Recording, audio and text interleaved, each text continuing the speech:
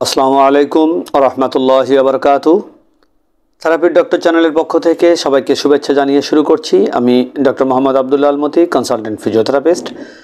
আজ আলোচনা করব ডি কুয়ারভেন টেনোসাইনোভাইটিস বিষয়টি নিয়ে। ডি কুয়ারভেন সিনড্রোম শুরু হয় যখন আমাদের থাম বা বৃদ্ধাঙ্গুলির গোড়ার দিকে দুটি টেন্ডন, তার টেন্ডনের যে খাপ বা প্যাকেট আছে সেই প্যাকেটের দ্বারা নিজে নিজেই সংকুচিত হয়। তখন থামের বেইজে, দ্যাটস মিন বৃদ্ধাঙ্গুলির গোড়াতে ব্যথা এবং ফুলে যাওয়া অনুভূতির মাধ্যমে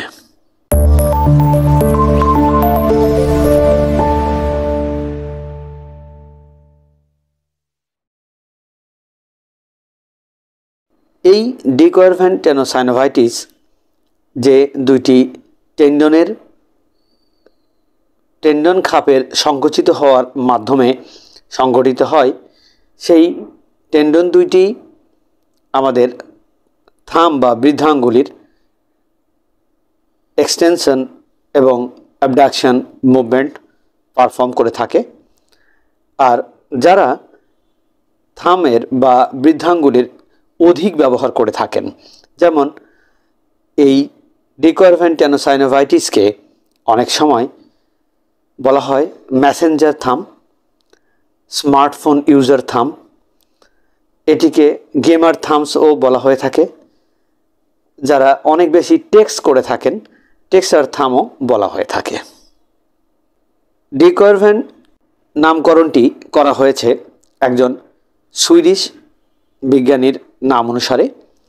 1895 সালে সর্বপ্রথম তিনিই এই অসুখটির বর্ণনা দিয়েছিলেন বিধায় তার নাম অনুসারে এই অসুখটির নামকরণ করা হয়েছে।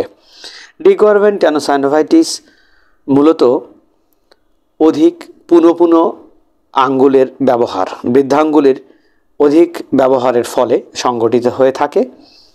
আর এটি যখন আমাদের কারো হাতে আক্রান্ত হয় তখন আমরা চিমটি কাটার মতো কাজগুলো করতে ব্যথা পাই, শক্ত করে বৃদ্ধাঙ্গুলি দিয়ে কোনো কিছুকে ধরতে ব্যথা পাই, আমাদের বৃদ্ধাঙ্গুলির গোড়ার দিকে ব্যথা অনুভূত হয় এবং ফুলে যায়, আমরা কোনো কিছু ধরতে গেলেও আমাদের ব্যথা লাগে।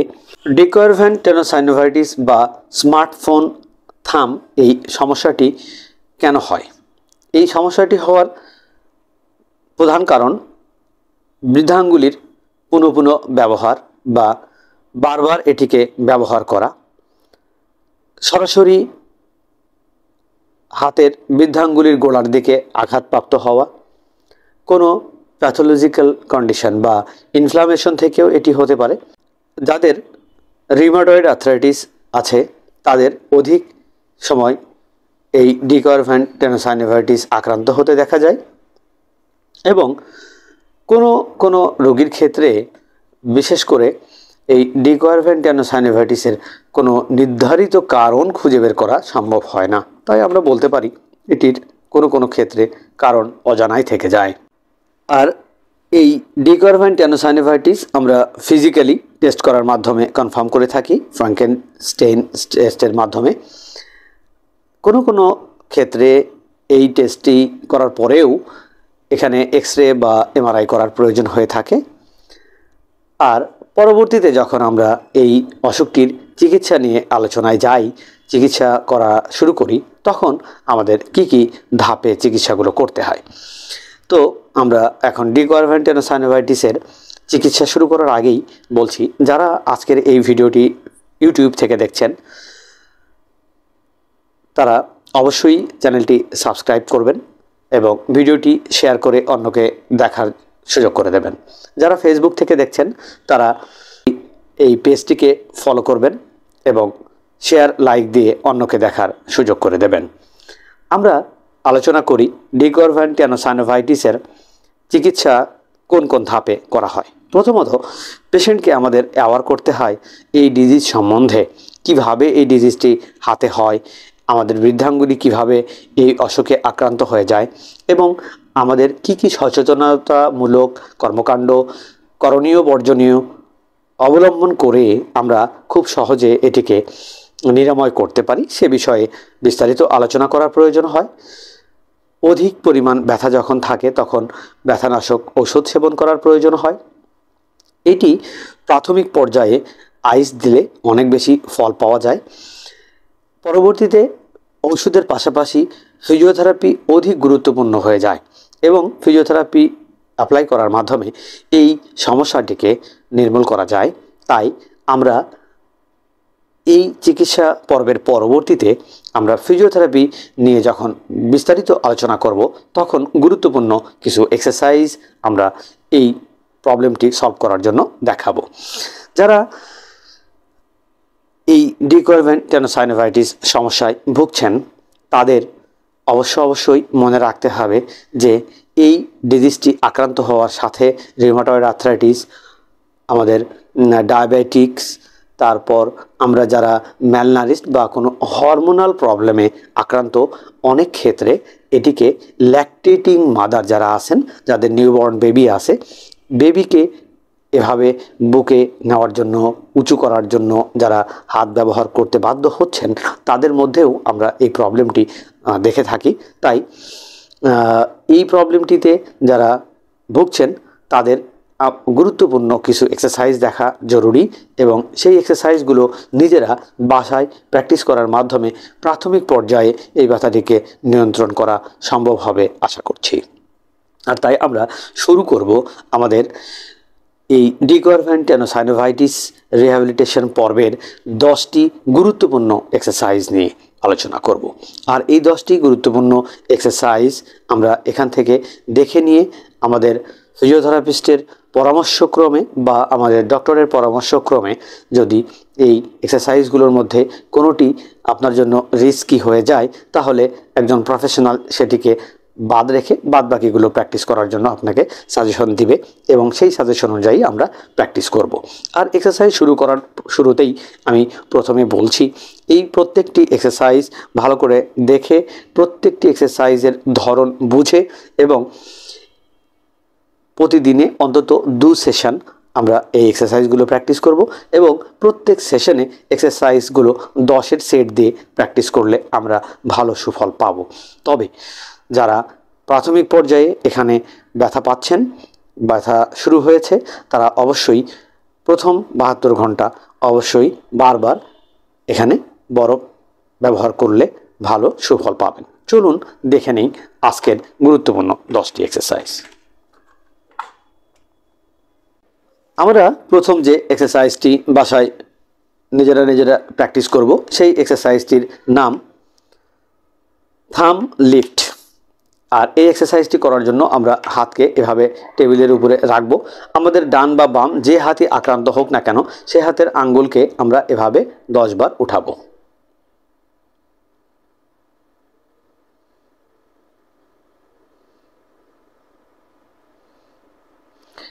এভাবে এই প্র্যাকটিসটি করার পর একটু বিরতি দিয়ে আমরা 2 নম্বর এক্সারসাইজে চলে যাব।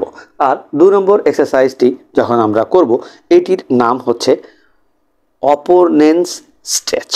এই এক্সারসাইজটি এভাবে করতে হয়। আমরা যদি শক্ত করে এভাবে একটি আঙ্গুলের মাথার সাথে আরেকটি আঙ্গুলকে চেপে ধরে রাখি 5 সেকেন্ড এবং ছেড়ে দেই, এভাবে আমরা এক্সারসাইজটিকে 10 বার রিপিট করব।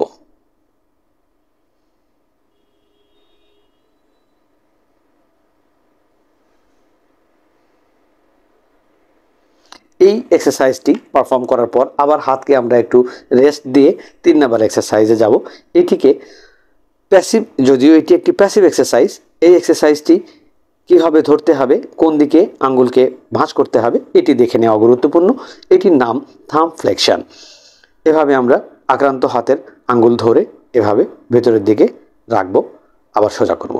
এভাবে ভিতরের দিকে নিয়ে যাব, আবার সোজা করব, ভিতরের দিকে নিয়ে যাব এবং সোজা করব। এইভাবে এক্সারসাইজটি আমরা 10 বার রিপিট করব। এবং 4র্থ নম্বর এক্সারসাইজে আমরা যাব। এটি একটি স্ট্রেচিং এক্সারসাইজ। আমরা এই স্ট্রেচটির ভালো করে দেখি এবং এটির নাম হচ্ছে ফ্রাঙ্কেল স্ট্রেচ। এভাবে আমরা বৃদ্ধাঙ্গুলিটি ভিতরের দিকে ভাঁজ করে রেখে আমাদের এই বাকি 4টি আঙ্গুলকে নিচের দিকে এভাবে চাপ দিয়ে ধরে রাখবো। তখন হাতের এই বরাবর একটি টান অনুভূত হবে। এই টানটি অধিক যেন না হয় এটিকে খেয়াল রাখতে হবে। এভাবে 5 সেকেন্ড ধরে রাখার পর আমরা এটিকে আবার সোজা করব, আর এই এক্সারসাইজটি আমরা 10 বার রিপিট করব। দেখুন, যাদের অনেক ব্যথা আছে তারা যখনই এটি স্ট্রেচ করতে যাবেন তখন আপনার কনুইটি এভাবে উপরের দিকে উঠে যেতে পারে। তাই আমরা একটা টেবিলে বসে হাতকে এভাবে সাপোর্ট দিয়ে তারপর এক্সারসাইজটি যদি করি তাহলে অবশ্যই ভালো রেজাল্ট পাওয়া যাবে। চলুন 5 নম্বর এক্সারসাইজটি আমরা দেখি। আর এই 5 নম্বর এক্সারসাইজটি করার জন্য আমাদের প্রয়োজন হবে একটি ডাম্বেলের। একটি ছোট্ট ডাম্বেল আমরা হাতে নিয়ে এভাবে টেবিলে আমাদের কনুই সাপোর্টে রেখে এভাবে আমরা প্রথমে 10 বার রিস্টের ফ্লেকশন এক্সারসাইজটি করে নেব।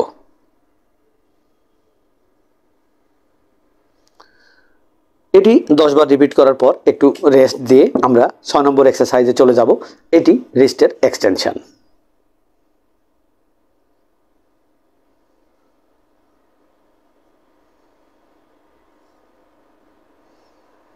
এই এক্সারসাইজটি 10 বার করার পর আপনার হাতকে একটু বিশ্রাম দিন এবং 7 নম্বর এক্সারসাইজে চলে যান।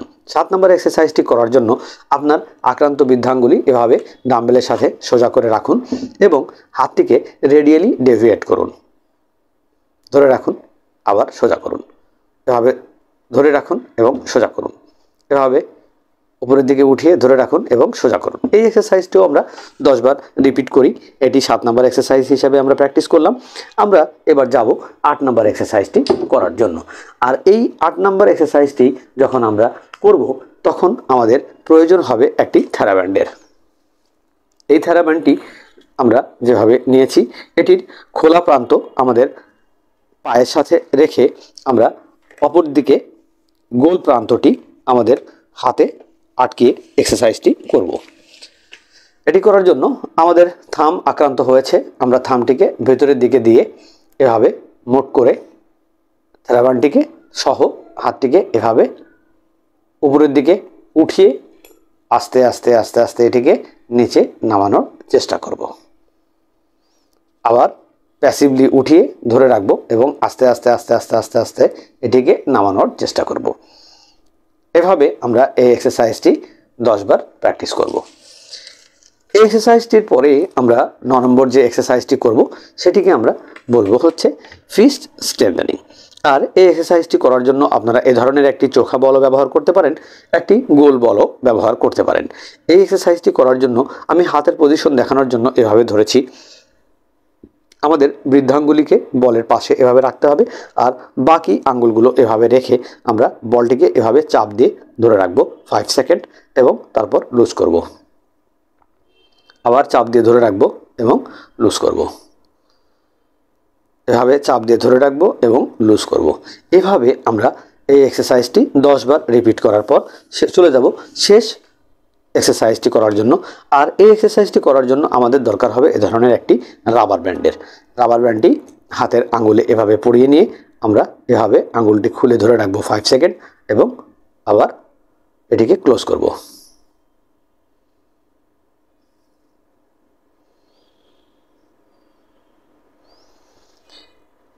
এই এক্সারসাইজটিকে আমরা কি নামে বলতে পারি? এটি ফিঙ্গার স্প্রিং। এই এক্সারসাইজটি শেষ করব আমরা 10 বার রিপিট করে। এই যে টোটাল 10টি এক্সারসাইজ আমরা দেখলাম, যেটি আমাদের রিকারভেন্ট টেনোসাইনোভাইটিসের প্রাথমিক চিকিৎসার জন্য আমরা বাসায় নিজেরা প্র্যাকটিস করতে পারি। আর এই এক্সারসাইজগুলো দিনে 2 সেশন প্র্যাকটিস করলে আমরা ভালো ফল পাবো। সেই সাথে আমরা বলবো অবশ্যই আপনার হাতে একটি স্প্লিন ব্যবহার করুন। এই স্প্লিনটিকে আমরা বলে থাকি থাম স্পাইকা।